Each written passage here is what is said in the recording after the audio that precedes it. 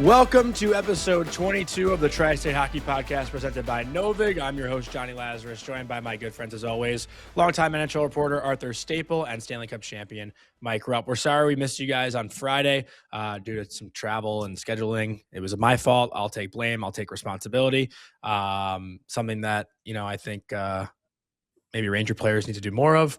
We'll leave that alone for now. Yeah, I don't know. Yeah, maybe not. I don't even know. Maybe not. I think they've said the right things, I guess. But yeah, I'm done. I'm just done with the year. We got Islanders heavy today, a little bit of Rangers, a little bit of Devils, but it's great to see you guys again. Feels like it's been much longer than a week since we've talked. But how you guys doing? Everything good? Yeah, snowed in with my kids all weekend. Couple of stomach bugs. It was like it was a long few days. So yeah, it feels a lot longer than a week since I've seen you guys. Trust me, everything feels a lot longer than a week. The last week you Johnny, had I don't here. know if it's like the settings or if you just got windburn from being out there in the pond, but you look like nice and tan. Like when guys come back from skiing, you got the little windburn going. Well, I was in California for like 5 days before. Oh, okay. So That's true. I forgot you're on that trip. Yeah, I was laying by the pool for a couple of days, and I literally went from 70-degree weather to like negative weather in Canada, and then even worse weather in New York, of all three places. Well, hey, you know what, man? Arthur made this and this kind of the slow death of Jonny Lazarus this season. You look great, buddy. Looks like you're back. Yeah. It looks like you found a new groove right now. Now that they've officially announced the season is dead, I'm like glowing. There's no emotion anymore. It's whatever. You're free. You're playing. You're podcasting free, Johnny. You're feeling good. Exactly. You can't tank on a podcast, can you? You're right. You're right. But if there was a way, I'd find it. Let's get into Rangers while we're at it. We'll do. I think we have 6 voicemails total. 1 Rangers, actually 5 Islanders. So 0 from the Devils. And if the Devils fans are giving up, then I guess what are we supposed to do? So we'll start Rangers, then we'll get into Islanders, and we'll finish off, I think, today with the Devils. So Vic, let's queue up our first voicemail if we can. This is from Nicole. Hey guys, obviously pulling at straws, trying to think of all the things that the Rangers are not doing well right now, as they're a pretty shitty hockey team. But what do you make of the fact that they can never seem to start a game on time? It's been an issue for this team for years and years under various coaches. It obviously has to come from the players in the room, and they all know it. They say after games, we didn't start well, we're not desperate enough, but then we tightened up in the second and the third, but it's just not good enough. So what does it take for a team to finally nip that sort of thing in the bud and start showing up on time to games? It just feels like it's such a recipe, especially for them in particular, because of how fragile they are, and they know they are, where as soon as they make that first mistake or take that first penalty, or the shots are 7-0 after 2 minutes, they know how bad they're playing and they just can't get out of the hole. So how do they get better starts? Thanks, guys. Thank you, Nicole. Great call. Rupper, I want to kick this one over to you. I mean, you actually played for the team. You played in the building. I don't think it was a problem in your era, though, like getting off to slow starts. It just seems like this has kind of gone on the past, 2 seasons specifically. But yeah, I don't see MSG as a place where, visiting teams come in and they're weathering a storm for the first 10 minutes. It's not one of those buildings. So you could probably speak better to that. Yeah, I think that I played on teams in the past, like for a pretty much fourth liner in my entire career. I had quite a few starts at different stages of my career because our line was predictable in what we would be doing for our team. So the coach wants kind of the table setter for a game. So you've seen teams do that in the past. I mean, look at the Islanders' fourth line of all those years. I mean, they're starting every single game. So it doesn't have to look that way, but I think you make it available. Like, I think you sit there and say, all right, man, like it doesn't matter who you are. We're going to give the line the start that's going to set the tone. And a lot of times that's not expecting or wanting anything extravagant. That's just get the puck in and let's go to work and let's put the other team on their heels a little bit. To your point, Johnny, it just feels like the Rangers are on the receiving end of that. So, I don't know what the answer is to Nicole. I think a flaw in this lineup is some specialty players in some regards. Think about it from this standpoint. Like,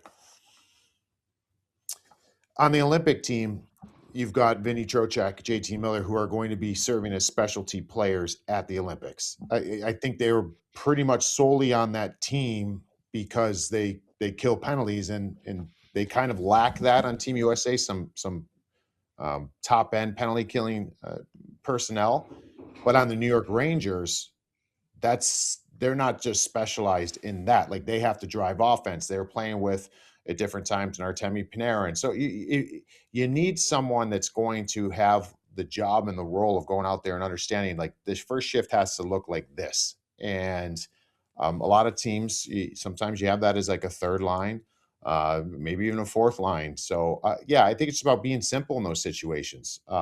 You want to score every shift, but I find it in the NHL, and this is more speaking in as a whole, when you go over the boards to start a game and you're like, I'm going to score this shift, usually it doesn't work in your favor. Not just with scoring a goal, like just controlling, gameplay.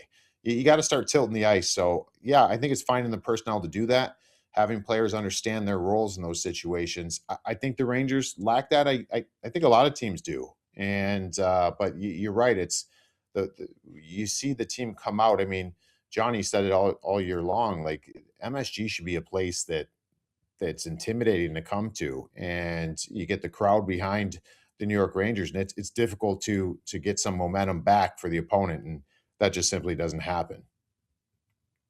No, it does not. Arthur, do you have any comment on it before I kind of chime in here off Rupper? I mean, I don't want to have this be the catch-all answer, but this is what bad teams do.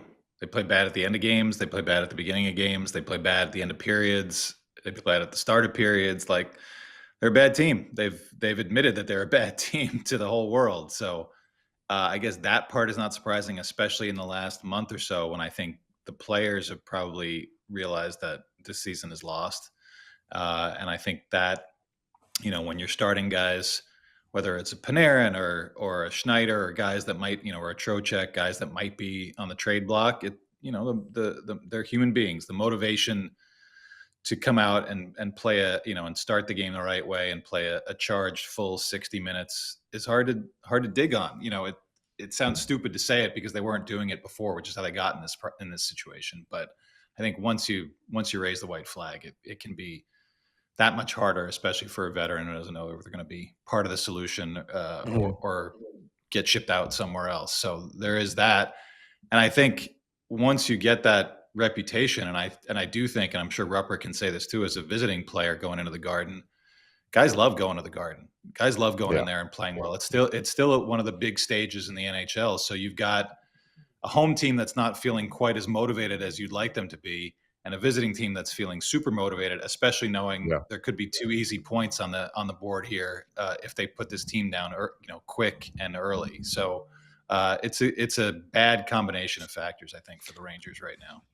I'm actually curious too with you, Rupper. Like, I know for me, I hated starting games. Like, I hated being in the starting lineup. I always wanted to see the pace of the game from the bench and then immerse myself into it versus, wondering what it's going to be like. I think you can obviously imagine a game, picture yourself in the game, but then once the puck drops, everything changes. And when you're on the bench for at least 1 or 2 shifts, it's like, okay, I know exactly what kind of pace they're playing at. I can put myself in it a little bit more from the bench before I get my first shift, as opposed to just standing there, still for the faceoff, and then the game just kind of happens. But again, that's me, like a below average college hockey player, not an NHL player. But there's all these different mindsets that I think every player has of their own, where some guys would prefer to start versus, be on the bench and wait that extra 2 minutes to get their first shift.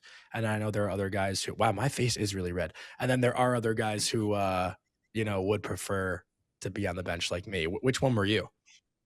Yeah, I mean, I would always prefer to start. I mean, it didn't happen the lion's share of the time. I mean, I generally did not, but you get those opportunities. I think that's to simplify it. It also depends where you are, road, home, who the other team's starting. I mean, all those factors come into play. But it's being predictable for your coach and whatever that line is. And again, kind of go off what Arthur said, like, the team has some good players, but we haven't had a dominant line. Like that's usually what it is. Like whatever line's cooking for you, that's who you start the game with. Why? Because they're rolling right now. We know what their game looks like. So I think that when you don't know that, or it's so inconsistent, like it's been for the Rangers, it's kind of like, oh, what do we do here? And you're kind of you're you're getting on the entrance ramp and you're going 30 miles an hour. Like you got to crank it up a little bit here. Cause where Arthur said, I mean, you go to the Kachuk's podcast. I mean, Brady Kachuk talked about, his dad always told him, and the Kachuk family believes that you haven't played an NHL game unless you played at MSG. And that's how everybody viewed it. I mean, for me, it was, you had the Canadian markets, which was a bigger stage. It felt like something different. And there was MSG. And then everybody else, you know what I mean? So you're going to get everybody's best. And I think that's the biggest thing moving forward, is building a team that can score more goals, but also that understands what you need from them. And that's why I always thought too, when you give most teams, you want to start your skilled guys, your high-end guys, obviously. Yeah. If you've got the right guys to do that, can set the tone, then you do that. But at the same rate, I'm a big fan of just give supporting cast players specific jobs. You know, Zekas, Clutterbuck, Martin. Yeah, like for example, you guys are going to kill penalties for us, or different. I'm not talking that line specifically, but like, all right, bottom 6 guys, we're going to use some of you guys. You have to kill penalties for us, but you're going to go out there in these tough situations. Goals for, goals against, the face-off after both of those. You're going to go out to start every period, to start every game. Like that's your job. So at the end of the day, you might play 9 minutes in the game, but you're going to have some pivotal moments in that game that we're going to put on your plate that we could take off the other players' plates. And now all of a sudden I feel I'm empowered that I have some say into the outcome of this game. Like those things are so important. Not every team does it, but the ones that do, I think it's pretty special.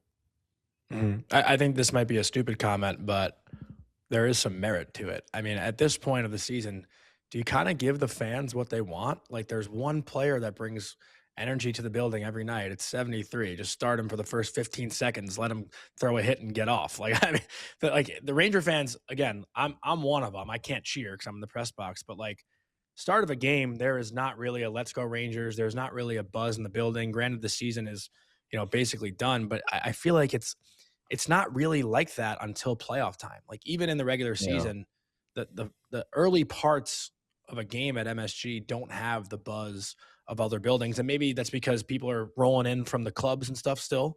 Like, not everyone's in their seat at the start of the game. That's just kind of how the culture is at MSG. Maybe that's a big reason. I'm not blaming the fans here, but like, No. But you remember like early on in this season, I was actually very surprised how quickly Mike Sullivan, when it was Edstrom, Rempe, and Carrick, like how he jumped. He was leaning on them a lot early on. Yeah. And then late in games, there was injuries. Games. Yeah, there was injury. Like so, you started seeing that stuff come into fruition here a little bit. And I don't know where it got lost along the way. Like maybe it's because your skilled guys aren't feeling the game. Like so, yes, you might be able to establish it with those guys, but you also have to. That's the job of a coach. He's got to balance all these things. I can't remove these situations from my skill. I got to get my skill guys start feeling it a little bit. So you almost have to force them into those positions. And it wasn't great all season long. So yeah, I mean, at this point, yeah, I mean, for me, the rest of the season, it's all merit based now. You know what I mean? It's merit based. Like, I mean, if you're going to sit here, like, I mean, who knows who's going to be here next season? But also, like, let's start setting that standard, because that's one thing that I don't know if has been in place. The accountability, I don't believe has been there, and this is your opportunity to kind of sow that. Arthur? Yeah, I mean, you got to see what you got too. I understand that maybe if you're Mike Sullivan, you're waiting until the dust settles and you see where Panarin's going to go. You see if you're trading any of these other guys, and then you can put some lines together that kind of reflect the new reality. But yeah, in the meantime, I understand the goal is to win games. But if you put an Othman, Laba, Perreault line out there to start every game just to see, because these are 3 kids, maybe Othman's not one of them, but they're 3 young guys that you were relatively high draft picks that you got a lot of, you want to see some stuff from. Why not? Why not go with it? You're not throwing in the towel any more than you already have. I feel like so.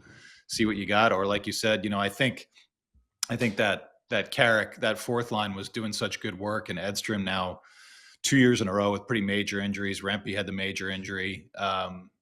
So yeah, I think you'd be seeing a lot of those guys if they were still out there. And, fair to say that the way that Sullivan was leaning on them, maybe you'd see a different record too if those guys were still, if that line was still together and healthy all year, the way that they were playing to kind of stabilize everything else. To Rupper's point, you can get a fourth line like that affects the outcome of games, even if they don't play a ton, and those guys were doing it. But it was almost a positive and a negative, right? Like, it's great that the coach has trust in those guys to be out there in a 1-1 game in the third period, because you never see that under Peter Laviolette. Like, once there was 15 minutes left in the third, Rempe wasn't touching the ice. But then on the flip side, it's like, okay, well, it's a 1-1 game. Why the hell is our fourth line out when we got Zibanejad, Miller, Panarin, all these guys, and they can't score? So it's like, it's great on one end, but on the other end, it's like, okay, well, clearly there's a problem if our top guys aren't the ones to do it. That's why we got to send out our fourth line who's out playing our top guys. That's, I think. Yeah, I think the way that they were playing their team defense for the first 2.5 months of the season was a top 10 defense. And I think those guys were a big reason for it. It's just a different, they were trying to, it feels like a lifetime ago now, the way the season has gone, but they were trying to play a different way with Sullivan coming in, and they were pretty successful at it. They just couldn't put the puck in the ocean for the first month and a half of the season. And it really seemed to fuck things up in a major way, whether it was coaching style to try to adjust it to get guys more involved, get their skill guys more involved, or skill guys trying to do too much, which we know always leads to disaster, or just the full weight of this team still not being good enough after the turmoil last season. But they were on the right track for something. It wasn't sexy hockey, but they were doing it right. They just couldn't get the results. Mm-hmm. Any final thoughts on the Rangers before we shift gears into the Islanders? We have 5 Islanders voicemails to get to. Yeah, so heavy Islanders today. And honestly, the Islanders have now given us a lot to talk about. Like, all year, they're playing good, they're playing well, not a lot of drama, and we got a little bit of drama, but also some positivity. So I don't know what these voicemails are going to say, but let's cue up the first one, Vic, if we can. From Anonymous. Hey, fellas, big fan of the pod. Best friends with former caller Joey Slevin. I just got to say, I'm a big Isles fan, and I'm really just so sick and tired of hearing these Rangers fans call in and whine and complain and cry about how bad my team is. Wah, wah, wah. Shut up. Shut up. You don't know what it's like at all. And let's be honest, everybody. Gary Bettman's going to swoop in and give his precious little Rangers a top 3 pick, if not the number 1 pick, and your season and your franchise is saved like it always is. You guys never go through anything tough. Stop crying, you big babies. I love He him. gifted us Lafreniere and Kako. What the hell kind of fucking first and second overall? What do you mean we gifted? You got Schaefer. What the hell are you talking about? I don't know who that is. Joey Slevin's a friend of mine. Love Joey Slevin. Great call. Great voicemail. I love it. You got the ping pong balls, just didn't know what to do with them once they were done. Yeah, don't give us the first pick. Yeah, we don't want that. Yeah. I mean, did the Islanders not go to back-to-back conference finals 5 years ago? Like, what the hell are we talking about here? What are we talking about? Islanders fans are perpetually hacked off about being the little brothers. So you're never gonna get out of it with the Islanders versus Rangers in that scenario. And I will contradict our anonymous caller a little bit and say the Rangers have completely earned whatever pick that they get this year. They're getting themselves the best possible percentages to get the number 1 overall pick. And I'm sure we'll talk about it later on as we get closer to the end of the season and the draft lottery. But how ironic this year is the year that they've chosen to kind of wave the white flag and get into a good position. And you've got, according to the latest kind of rankings, you've got a couple of D and a couple of wingers among the top 4. And really the first center is your boy Tynan Lawrence down there, kind of right in that 5'7" range. To me, that's the guy that they need to get. You need to build around a guy like that. But in any event, it doesn't seem like there's a Schaefer or Bedard or a Celebrini like that at the top of this draft. So sorry to our caller. There's going to be more whining to come, I fear, from Ranger fans. I mean, but with that being said, no one knew Schaefer was going to be Schaefer. You know what I mean? True. Like this was True. that was a big question mark. You know, I love having the little, you know, shut up Ranger fans, whatever Anonymous said there, because you know, that's what we want here. I mean, you want to sit here and I almost feel like he's trying to speak himself. He's trying to brace himself for this to happen by saying, "Oh, Gary Bettman's going to go out there and do this. Oh, you know, this is what's going to happen because it'll lessen the blow if it does happen." But yeah, I mean, at the end of the day, like the Rangers got a lot of work to do, man. A lot of work to do, and they're going to get a high pick here, like you said, Arthur. But I hate to be redundant on this, but it doesn't matter if they don't do the right things with developing and bringing players along, putting them in the right situations, because they haven't done a good job of that. So, yeah, it's I love a little Islander Ranger fan hatred. It's always good. But he's also right. Like, it hasn't been that hard. I mean, you know, my childhood as a Ranger fan, I've seen, I think, 5 conference final trips, 1 cup final trip, you know, which is more than a lot of other fan bases have seen. Like, granted, I haven't seen a championship, but neither has a lot of other organizations in the league. Like, you know, I do get it. It could be a lot worse, but I also think this, I kind of want to take this into a conversation if we can, more at a larger scale, not necessarily Rangers, but you know, what's been pissing me off lately? A lot of the comments of like, San Jose did the rebuild right. Chicago's doing the rebuild right. You're starting to see those come to life. Have they won a cup yet? like, oh yeah, Chicago's in a worse spot than the fucking Rangers are right now. Just because they have the generational talent, though, like people think they did the rebuild right. Until you win a cup, you don't do a rebuild right. The only way you get rewarded is if you win the fucking cup. Like, I don't care. Chicago, Edmonton, they got 4 number 1 overall draft picks. They didn't win a cup.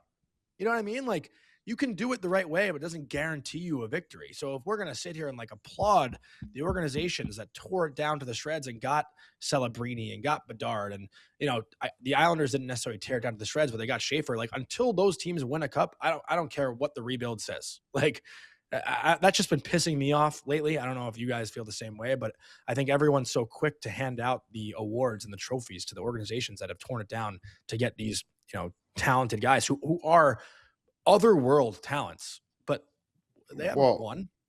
We could McDavid look hasn't won a cup. No. And you're talking about winning a cup. I'm just talking about even saying a rebuild is successful just for having some longevity with being successful. I think is maybe a more fair way of looking at it. But you can just look on the other team in this podcast and the Devils. Yeah, I mean, everybody was ready to crown them. Everybody was ready to crown them, you know, when they kind of burst on the scene in 22-23. And you realize, like, you know, time hasn't been as kind after that fact. So you don't know what it's going to look like for San Jose, Anaheim. I mean, they've got studs Anaheim in play, too, but so did, you know, New Jersey. So it's not a. No, I think that's something that you got to take into account. I mean, I do think these teams are heading in the right direction, but that doesn't mean it's going to stay that way. Yeah, Arthur, I feel like you have anything on this? Come on, you can't be biting your tongue on this topic. No. I mean, the standard.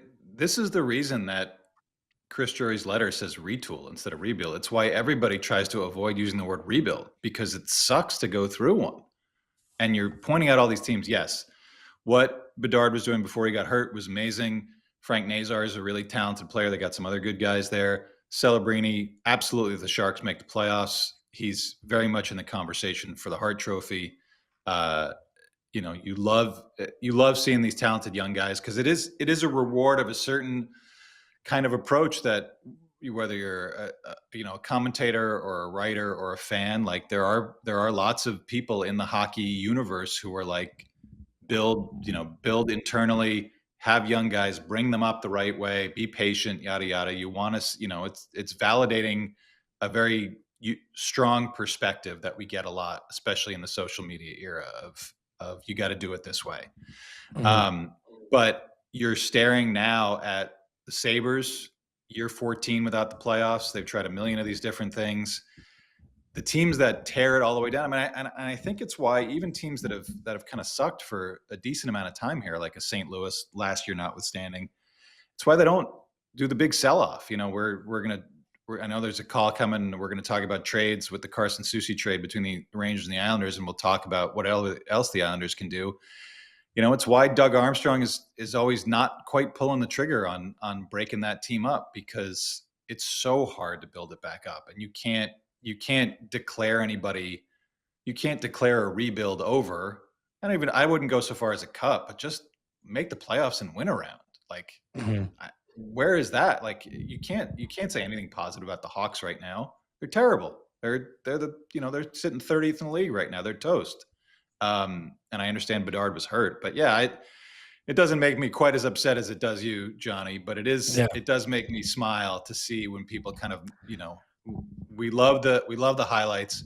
Bedard is great. Celebrini's great, but you know, kind of get back to me when you guys are in the second round, and then we can talk about whether your rebuild's done or not. I totally agree with that. That's the other thing that gets me, though, is that I'm probably getting sidetracked for what the call actually was. But we're still in the first call. No, but it's the fact that people think that the rebuild has to be, let's be terrible, get first overall picks, top 3 picks, top 5 picks, whatever that number is, and we can build it up, because we've seen it successfully happen, whether you're talking early 2000 Penguins, Chicago Blackhawks. I mean, you can go on the current teams that we're talking about, but like, let's just, for an example, for purposes, and I know we don't talk a lot of other teams, but you want me to get excited about a team, how about you pull off something like San Jose with Colin Graff, like an undrafted player that comes in. He's awesome. Malinsky, you know what I mean? Where's those fines? Well, where's those fines? You know, I mean, you got other teams or how about, you know, you mentioned Colorado. How about Colorado locating Arturi Lehkonen in Montreal and pulling that off years ago, and that guy's like the glue for Nathan McKinnon. You know what I mean? Like, it's not just about losing. You need to have the right people in place to project and get these players in, and that's something that is very elusive in the league. But so that's why, like, some of the teams, when we're talking about the future, like, I'm excited about San Jose. They haven't done anything yet, and who knows, they could be terrible this last part of the season, and for me, it's still a successful season if they're below 500 the rest of the year. But they're on the right path, and I think that's the thing. It's not the rebuild, retool, whatever you want to call it. Like, it doesn't have to look like top 3 picks. It doesn't. Does that help? Absolutely, it helps. Look at the New York Islanders, what Matthew Schaefer's done for them. But you also have to be kind of smart in what you do. And, that's kind of where the Rangers are at. They have to make some smart roster builds and changes, and it starts today. Yeah. Let's get into our next voicemail. I can't believe that was just one, but it's a good conversation. This is from John. Hey guys, this is John from Long Island. You were saying that the Islanders could possibly be a buyer this year, looking for a goal scorer like Kyrou. If they were to go after him, he'd have to waive his no-trade clause. And the problem with that is we all know that the Islanders aren't a prime destination for big players. And if he were to waive his no-trade clause, I doubt the Blues would want a Sleepwalk. I doubt the Blues would want a Pierre Engvall. And we wouldn't want to give up prospects. We don't want to give up draft picks. I was wondering, if he were to waive his no-trade clause, what would you give up for him? Thank you, guys. That's all you, Arthur. Oh, okay. Well, I'll say this first, and this is obviously we haven't seen it yet, but if Doug Armstrong tells Jordan Kyrou, or Jordan Kyrou and his agent go to Doug Armstrong and say it's time to move on, we'll work with you on a deal. We won't reject any trades. Get the best deal you can, and we'll talk.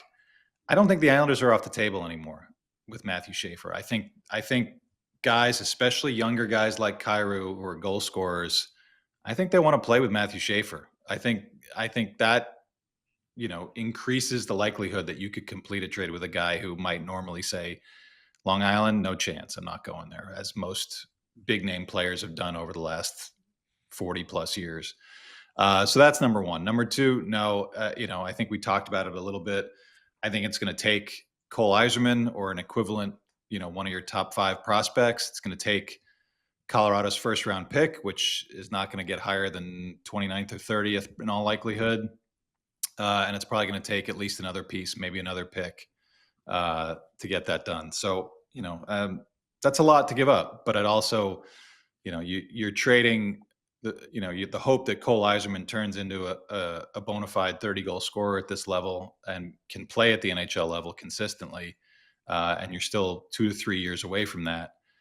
You're taking that off the table, which is frustrating, but you're replacing it with a guy who's done that in the league already. So yeah, to me, that's kind of the starting point. I think the Islanders would have to add something to that deal to get it done. But I think there's deals that you can make for that package. I think I've mentioned it on a couple other, my other podcast. Do you throw that package at Columbus for Kent Johnson? Do you throw that package plus at Ottawa to try to get Shane Pinto, bring him home, your boy Johnny? Mm-hmm. I think you can do a lot with that package, and I understand Cole Yzerman has a lot of promise and has a great personality and would be a fantastic Islander. But I think Rupper made this point, when we first, a few shows ago, when we started talking about the trade, you have this window with Matthew Schaefer on his entry-level deal, playing like this, being the surprise of the league. You've got your goalie playing at the highest level he's ever played at. You might need to take advantage of that, not just for this season, but for the next couple of seasons. You might need to get somebody in there that can put the puck in the net regularly from the wing in the top six to supplement a team that, when you look at the Metro and we looked at it when the season started, you said, I don't know about these Islanders. I don't think they're going to be very good. To now you're saying, I don't know.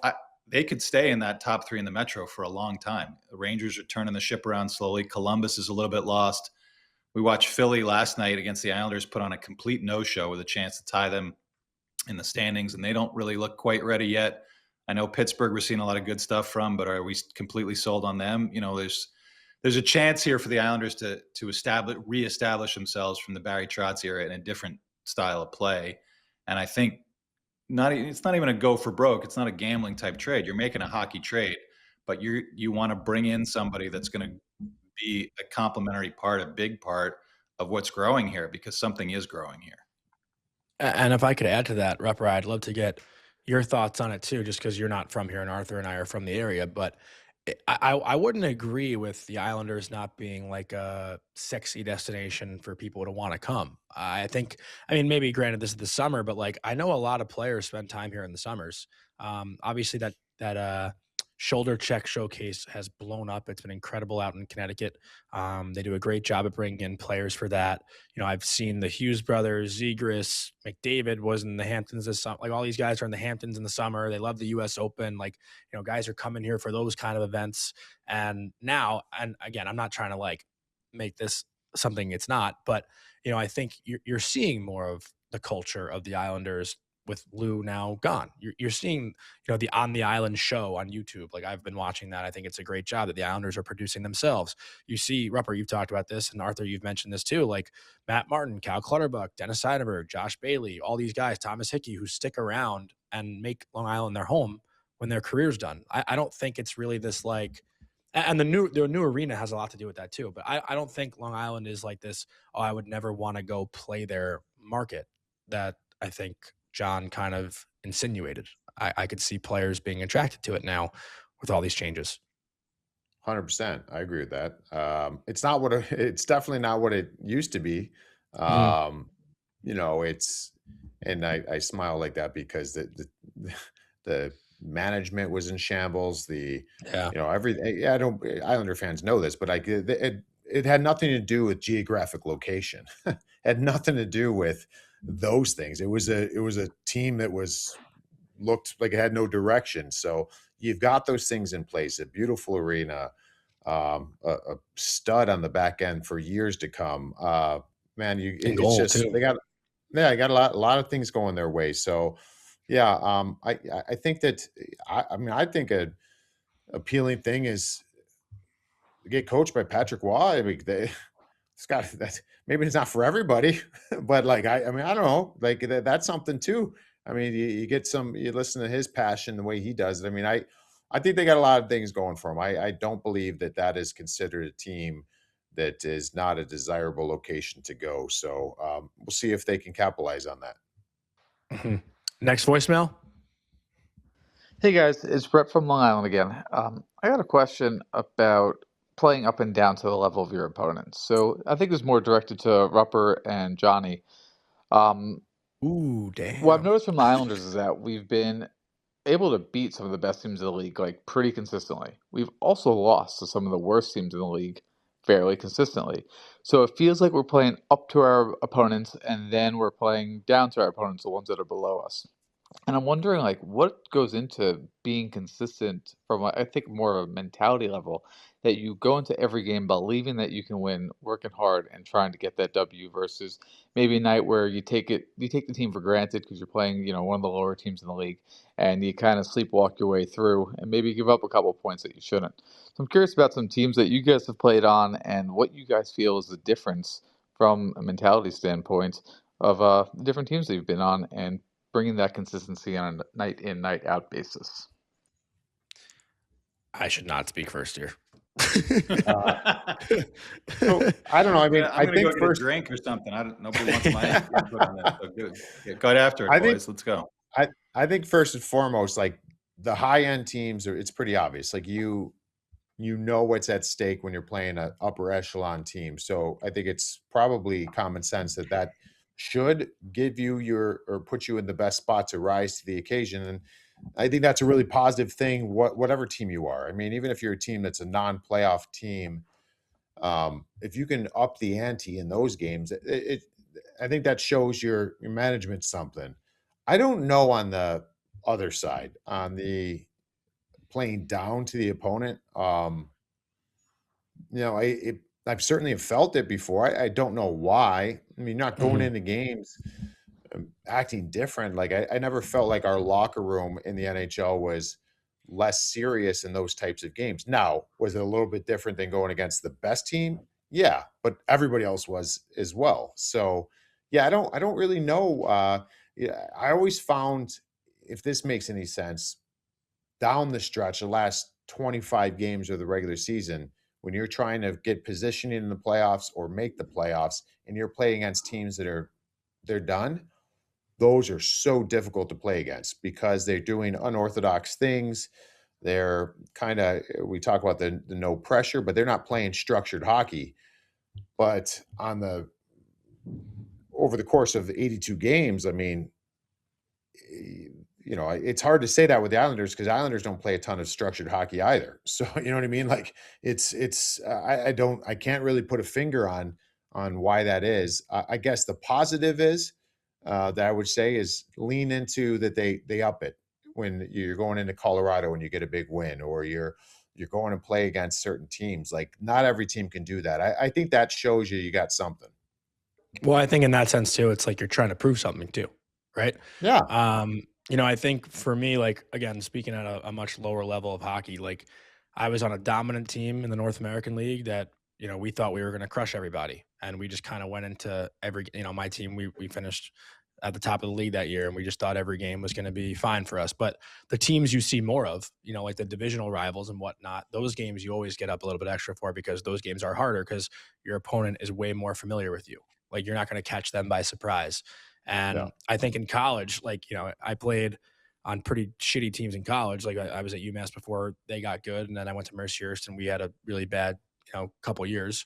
And I think we were the team catching others by surprise. Like people thought it'd be an easy night against us. So when you're playing Ohio State and they're in the Big Ten and they see Mercyhurst on the calendar and it's an Atlantic Division club or whatever, they think it's going to be an easy night. And we always felt we played our best against those teams because they took us easy, So I think it's a little bit about the teams you're unfamiliar with that you maybe don't get up for just because you might expect it to be different than the teams that you see 4 or 5 times a year. But it definitely is a human nature thing that is tough. And, I guess in a sense, like, it's probably easier to get up for a game in Montreal than it might be in, I don't know, I don't want to insult a city, but let's say Atlanta because they don't exist anymore. You know what I mean? Like there's just different. Well, okay. All right. So I'll say easier to get up for a game in Montreal than it is. The best ever was that Arthur was sitting back in his chair a good distance from his mic here. What a fucking cop out. Well, what would be? I mean, what Rupper? You played? I never played in these name, arenas. So name a team, Johnny. We're not clipping this. Even the bad even the bad teams though, like even like say it. Who are the say bad Columbus teams in the East right now? Say Columbus. Say it's not even like playing in Columbus. They have a great crowd. Columbus gets a great crowd. I love Columbus. I grew up an hour and a half north of there, but everyone flips on that. So let's just continue it. No, I'm a fan of the Columbus market. I think they have a great crowd. I am too. What's a shitty place I've been to? Even Anaheim gets a great crowd. Like I've been to a game at the Honda Center. They get electric there when the team's playing well. I can't think of like a shitty crowd that I've. You know what? This is totally irrelevant. You know what? The Prudential Center. Hard to get up for a game at the Prudential Center. Yeah. I'll say that. Hey, fuck you. Yeah. So no, this used to happen when I was a kid, and that's why I have like no answer to it. So I used to, growing up in Ohio, just because hockey wasn't huge there. And once I got to a certain level of playing, like I was bigger than everybody else. I was better than everybody else. My dad used to give it to me when I get in the car at the after game driving home, because you'd play against teams when it was like point night. Like you knew playing against this team, we're talking youth hockey, and we'd win 10-1 and I wouldn't have any points. And then, but you'd play against like a rival or a team that was good, and we'd win, 3-2, and I'd figure in all 3 goals. In the point of that, and he used to always say, why does everybody else take advantage of those so games, true, but you don't? And as a kid, I remember just answering it. I remember just saying, well, they don't need me to do it in those games.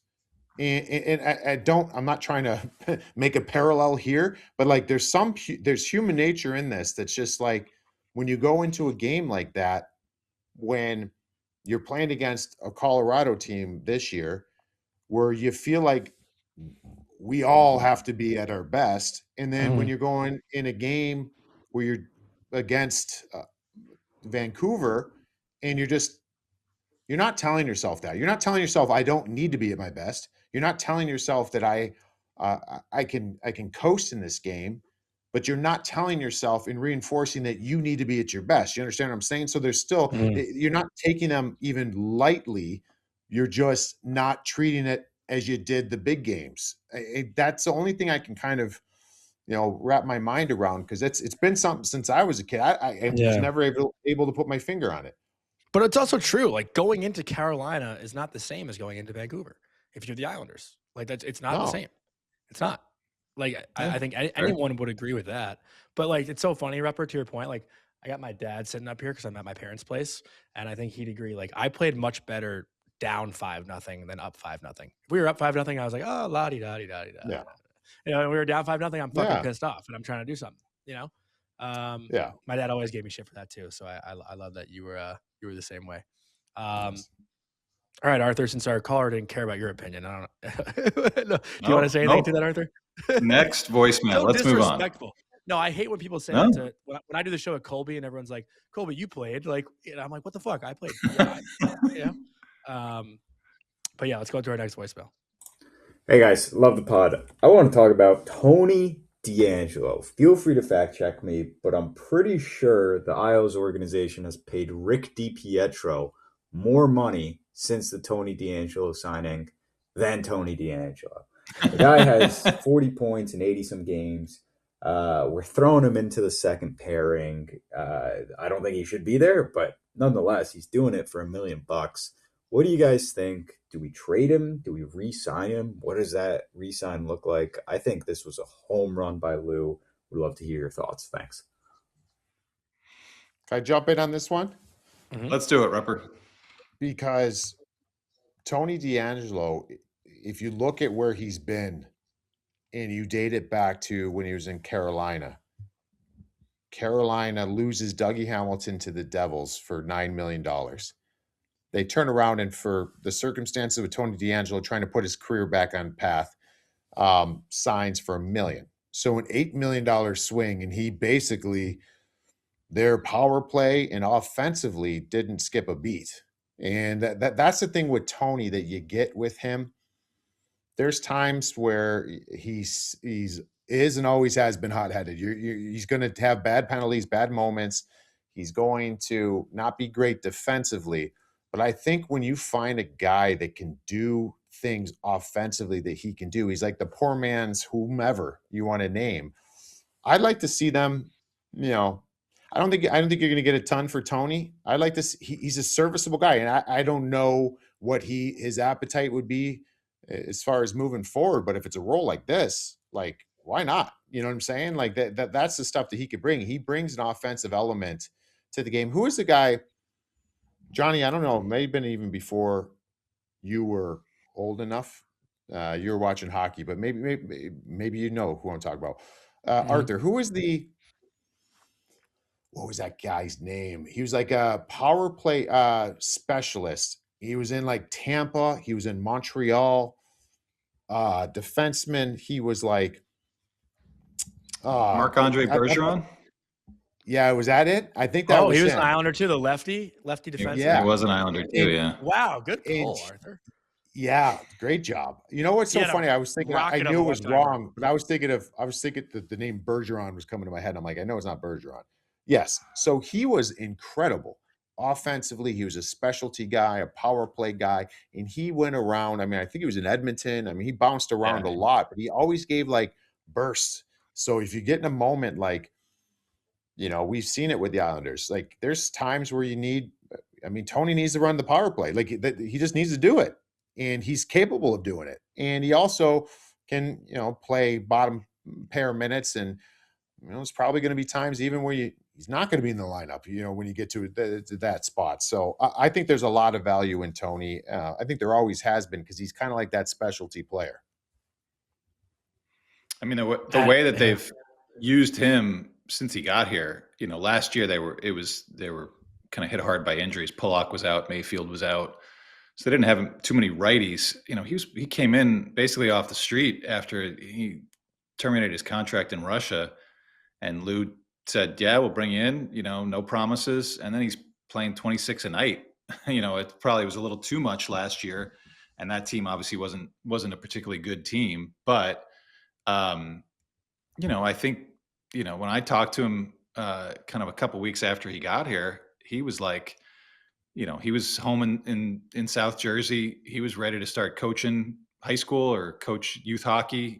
He was going to be fine with it. I'm sure he was going to end up doing some media because he loves to talk and he knows the game well. But now, he's still over 20 a night now. He's the second pair guy with Adam Pelech, and that's, Pulock's out of the lineup right now. But even when Pulock was in, he's the second pair guy, and maybe that's not ideal. But like you said, Rupper, you need guys, especially the way that Patrick Waugh wants to play. You need guys that can get up the ice. And, the trade that the Islanders made for Carson Soucy. So now you're going to have kind of a pretty steady stay-at-home third pair with Soucy and Mayfield when everybody's healthy. And obviously you've got Schaefer. But you need a second guy. You need a second guy to carry the mail and get up in the play and move around the offensive zone. Scored a really nice one on the power play last night in Philly. It's for cost effectiveness. I do agree with DJ that this guy's been really good, completely resurrected his career. And he's been, and obviously when Lou's here, to keep your mouth shut on social media, and Tony, he's a loudmouth. He's the guy, he'd tell you he's a loudmouth. He's a loudmouth Italian kid from South Jersey. What else could he be but a loudmouth? I don't think he's been that way though since being here. He's been no. And when you talk to him now, I think there's a definite. I think going over to Russia, kind of not having a chance to get a job at the beginning of last season, hurt him. And when he was over there, I think it was a wake up call that like this is a different level of play, and he wasn't really comfortable being over there. And I think he was ready to make peace with the fact that his career was over, and his NHL career was over rather. And now the way he's playing, he's not as skilled as Shane Gostisbehere, but Shane Gostisbehere has made a pretty good living out of essentially being a B+ version of what Tony D is as a B version of that. They're not that far off. That's a great comp. Yeah. So I think Tony's got a few more years to go. And if I'm the Islanders, I wouldn't mind extending him a year or two for a couple of million. What's it going to hurt you to have a guy locked up at 2.5, So that's where it's at though. So when Tony has gotten himself in trouble as far as some other areas of his game is when he was making too much. That was the Philly days, I believe, right? Was that Philly you signed him to? Was he making 5? What was he making? He Yeah, was making some I pretty think good 5 money. sounds right. 5 sounds right. Yeah, so he's making like 5. So I guess that's if Tony is, if he's looking to just continually play, he could play for a lot longer if he wants, if he's at that right price point. You know what I mean? You're at the right price point in the league. Like, he's very, very serviceable. So, but then again, like, when you're coming off certain contracts or coming off certain years, you want to go get paid.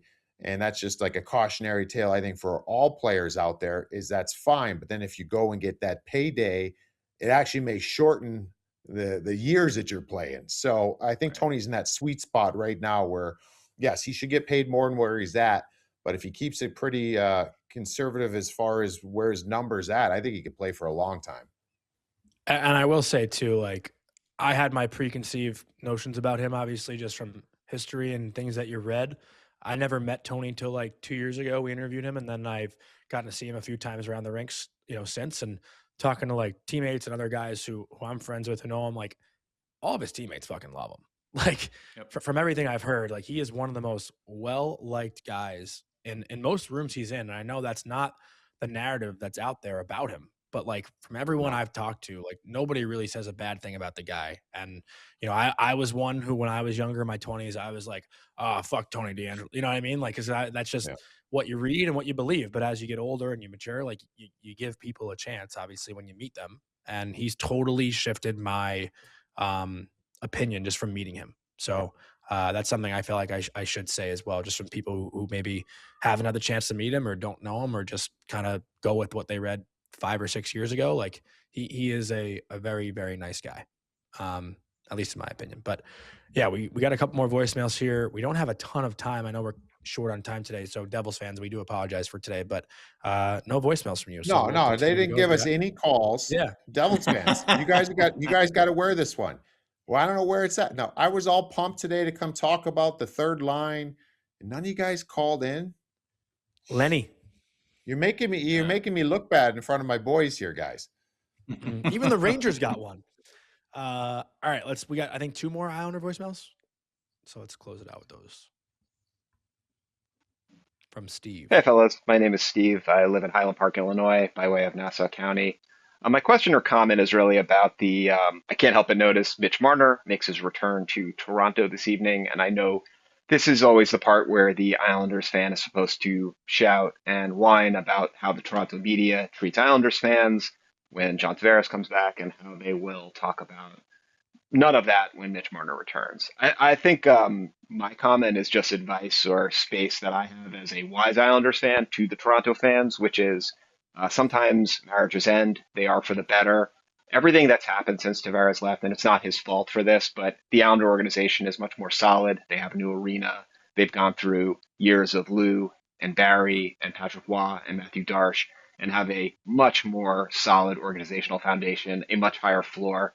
And you don't have to wake up every day and wonder if the team is going to relocate. So this is not really Tavares' fault by any stretch, but not being dependent on one person or persona or player has been a huge benefit to the Islanders. They're a much more professional organization. As an Islander fan, I feel a lot better about the brand and how they represent themselves. So all that being said, I wish all the worst for the Toronto fan base. They are the most insufferable. They are like Yankees fans, except they haven't won jack shit. So have a great weekend, boys. I love this podcast and keep it up. Thanks. Thank you, Steve, in Highland Park. I love Highland Park, Chicago, or Illinois, I guess. Steve, giving advice to Leafs fans and then saying, also, fuck you guys. I appreciate the journey we went on with that call. That was good.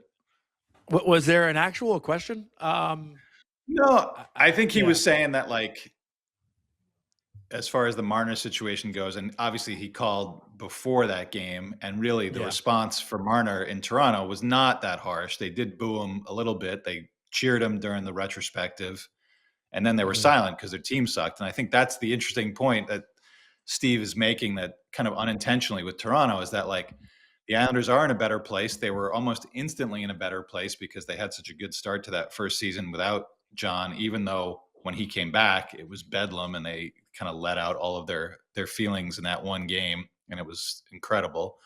But the Leafs are not in a better place without Mitch Marner. I think that's pretty apparent that they haven't replaced him on the ice. They haven't replaced his scoring. They haven't replaced him. Whatever kind of drama he brought, John, you can say what you want about John as a player with the Islanders and the maturity, whatever. Like he's a machine, man. Like you just see him now, and he looks pretty much the same as he did in his Islander years, in his early 20s. And now he's in his mid 30s. So I think the drama part is what was missing there, and that was maybe the thing that kind of caught everybody off guard, and especially in Toronto, where it was like, this guy's like, he's essentially a superhuman robot. Like, how could you get mad? And Islander fans were like, we'll show you how mad we are.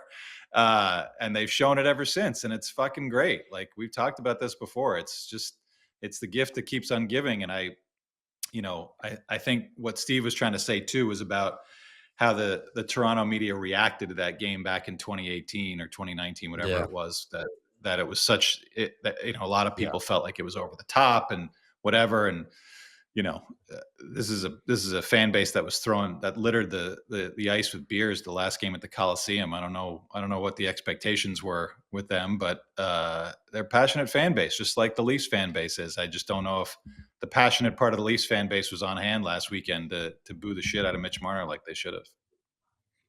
Rupper? I love the booing in those aspects. I mean, it's as far as free agency, and both these scenarios happened in different ways. But we Arthur and I were talking about it before. Like I like the fact that the New York Islander fans booed John Tavares still. Me too. And at the end of the day, like, I don't know, I'm not going to speak for a player. That means you were something. You know what I mean? Like that means you were something. So I'm sure it stung John Tavares at one point, but it almost just becomes like expected. But it just means what they maybe thought of you in some ways. And Islander fans might be like, "No, you're wrong. We hate that." Like, I'm just saying, like, this guy has been. I think he's been one of the more consistent, automatic players that we've seen in a long time. Long time. When you start going over his history and playing, and he's been awesome. But I was kind of looking at that too going into this past week, thinking to myself, oh, here it comes full circle here. So it's all going to be puppies and rainbows for the Toronto fans and the media covering them. And I kind of wish it was a little more nasty, to be honest with you. I think that's all part of what makes sports great. So I know I never thought I'd talk so much about booing this year. We talked about it in another facet as far as booing your own players. But it's a little different, I think, when you're booing a guy who left your team, no matter what the circumstances are. I think it's great. Yeah, I'm standing strong on my Luke Hughes opinion, but I will say for sure, you pay for the tickets, you could do whatever the fuck you want to the opposing player. Well, not like physically assault them, but you know what I mean.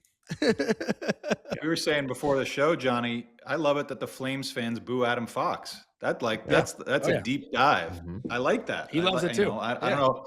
I don't know how the Fox family feels about it. Your shit, But yeah, exactly. Yeah, listen, I think sports needs more of that. Like I think that's something that in our era, it feels like a lot of guys and social media has allowed this to be this way. But like, guys come up together, they play together, they're familiar with one another. There's not like a lot of really hate toward one another in the league. So the fans kind of got to bring that, right? Like it's not old time hockey. Like guys play in the program, they play juniors, they got a friend of a friend, they go to the Hamptons in the summer, they go, to the cabin in the lake in Muskoka or whatever in the summer. Like it's just not, I don't know if like Rupper, your era was like spending as much quality time as the guys do now. So if the fans can bring some hate, then fuck yeah, bring it. I know we're late in the show, but since we're talking about it, Rupper, who was the player you hated the most when you played? Who I hated the most? Who you hated seeing across the ice the most? Just hated the way he played, personal, interpersonal, whatever. Not going to clip this. Honestly, I'm trying to think. I mean, you had all the agitators, the guys, they would play that particular way that you hated playing against them. I don't know if there's like one particular one that stood out to me. Yeah.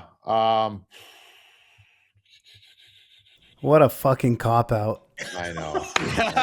Just gonna hit him with it. Vic from the top rope. I feel like I was totally set up right here.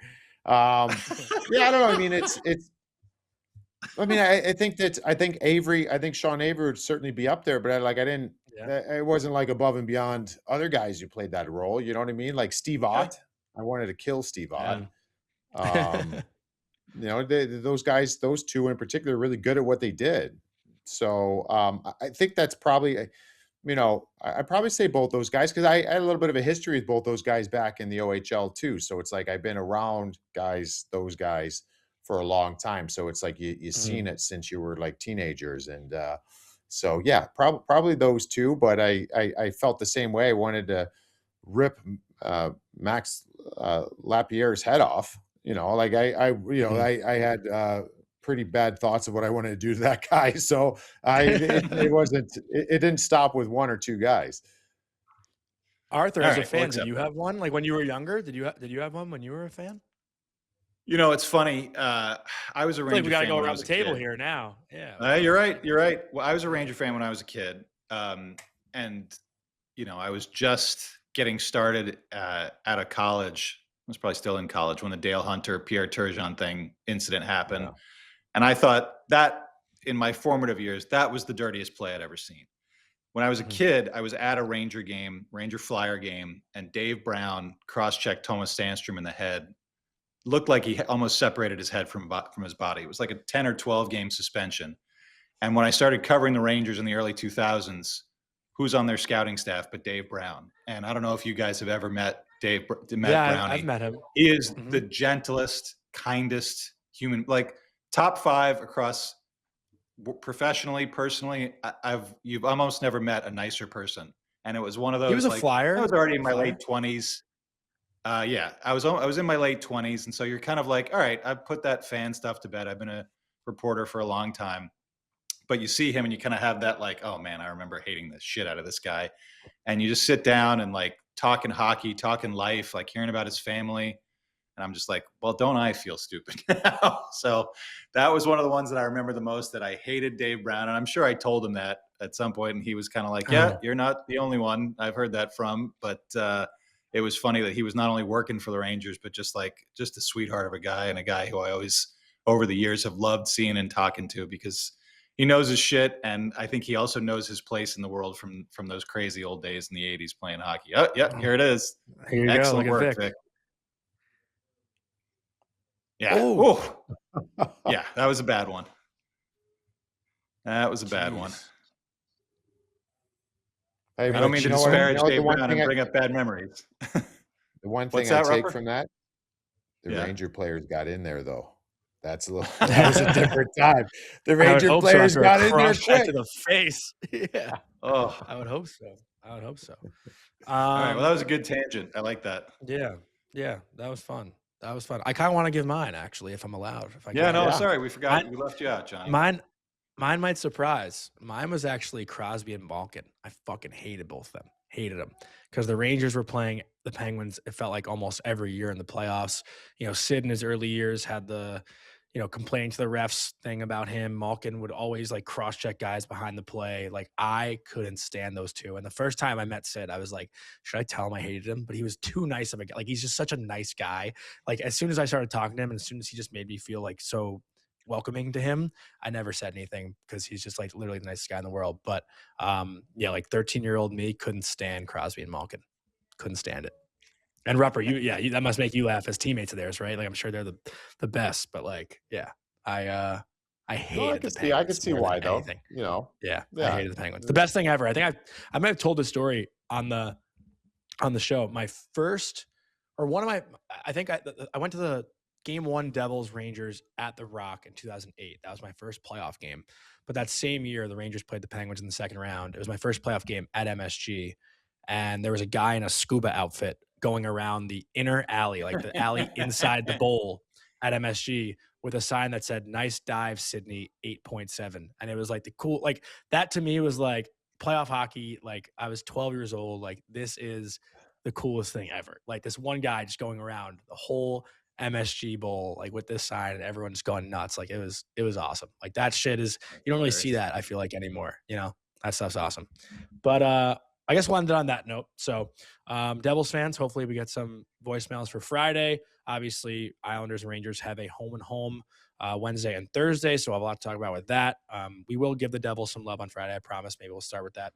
But lots to watch for, and as always, our show is presented by Novig, the future of sports betting. On Novig, you play against other real users, not the house, and it's the only commission-free exchange, so you keep every dollar you win. You'll get better odds than traditional sportsbooks, meaning you're 10 times more likely to win in the long run. Choose the best odds or offer your own. Trade Novig coins for fun for Novig cash to win real prizes. And sign up with code DailyFaceoff, in all caps, DailyFaceoff, to get $50 in Novig coins when you spend $5 in your first purchase. Available in most states. Must be 21 or older to play with no purchase necessary. Thank you, everyone, for listening. Thank you to our producer, Vic. Thank you to everyone who left a voicemail. We love you guys, and we'll talk to you Friday. Hope you enjoyed that video, and if you want to see some more Tri-State hockey content, don't forget to leave a like and comment on the video below, and also subscribe to the Daily Faceoff YouTube channel.